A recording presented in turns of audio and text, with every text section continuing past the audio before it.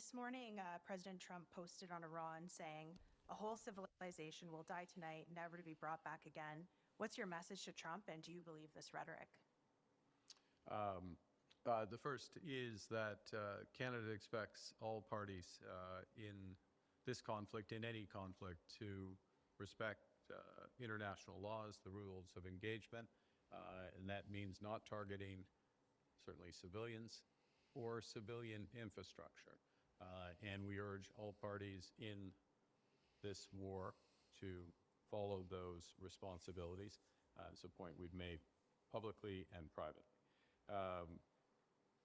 There is I'll just observe that there are some negotiations going on, and that there is often a gap between what's said publicly and what's happening privately. We are not at the center of those negotiations, although we have some visibility to them.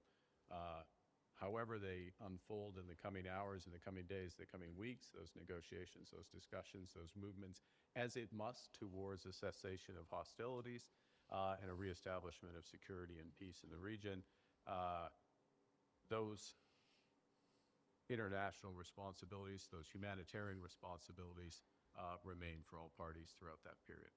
Thank you. And Trump began this war talking about freeing the Iranian people. Now he's threatening to wipe out their civilization permanently. Do you regret your initial support of this war? Well, the initial point which we made is the grave threat that the Iranian regime has posed for not just threat, but the actual acts of the Iranian regime over the course of more than 4 decades. The threat to peace and security in the broader Middle East. It is one of the largest state sponsors of terrorism in the region and more broadly. Terrorism that has taken the lives of Canadian citizens, including in the downing of the Ukrainian airliner a few years ago. So this was That wasn't the terrorism. first point that we were making was the desirability of the ending of both that state-sponsored terrorism. To characterize that as terrorism is just so absurd. And the nuclear ambitions of Iran. That remains the case. It has always been the case, though, that Canada makes a distinction, a fundamental distinction, as others do, between those objectives and obligations under international law and the respect for human rights, which would be inconsistent. Well, I'll just refer back to my previous comment. Thank you. So Carney holds a press conference just shortly after Trump makes a threat to an entire civilization. CBC confirms this statement. Canada expects all parties in this conflict and any conflict to respect international laws. He did not name Trump. He did not name the United States. He placed all parties inside the same legal framework. And then he offered Trump an explicit cover. He said there is often a gap between what's said publicly and what's happening privately. And this is the distinction in international law between jus in bello, the body of law governing conduct within war, and which is what Carney is invoking here, jus in bellum, the body of law governing whether the use of force is legal in the first place. And Carney answered jus in bello.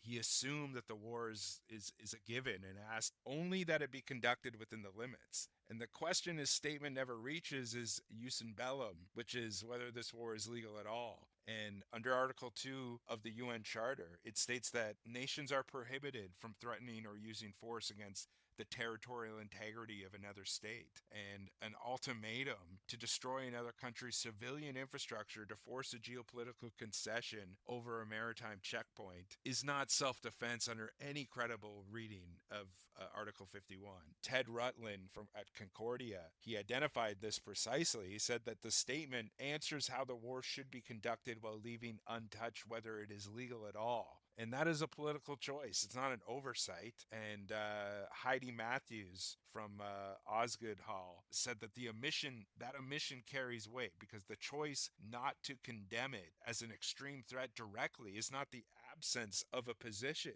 It is the position. And then, of course, Bloc Québécois leader, Yves-François Blanchet, the guy who is always right for the wrong reasons, the guy who says he's the most savvy political messaging guy in all of politics in Canada. He went further because he called Carney to summon the U.S. ambassador, Pete Hoekstra, and inform him that Canada will not condone any words of action of such violence against civilians. And that demand names the actor and requires a material response. Carney's statement did not do either. And Yves Angler, he commented this should be moved from language to policy, which is where it belongs. U.S. warplanes have used Canadian airspace. Through NORAD, hundreds of Canadian soldiers assist the U.S. with monitoring West Asia. Through Operation Foundation, Canadian forces directly support U.S. CENTCOM Middle East operations deployed to Qatar, Bahrain, Tampa, and Jordan. Canadian officers have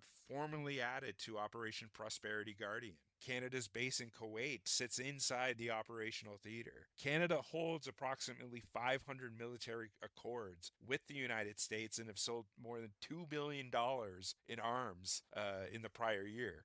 So calling for all parties to respect international law while every one of those relationships remains intact is not a principled position with rhetorical limits. It's an outright contradiction. And Carney, again, he initially supported the war as a means to prevent Iran from obtaining a nuclear weapon. And then days later says, quote, it's another example of the failure of the international order. And he expresses regret while maintaining every material tie to the what's happening. He said it himself. And that is the contradiction that constitutes Canada's foreign policy on this issue. It is a Western pattern. It is a framework that survives formally. The moral content is evacuated. And when the stakes are defined in terms of civilizations living or dying, that performance does not look like constraint. It looks like what it is: complicity through procedure. And that's what Carney was doing.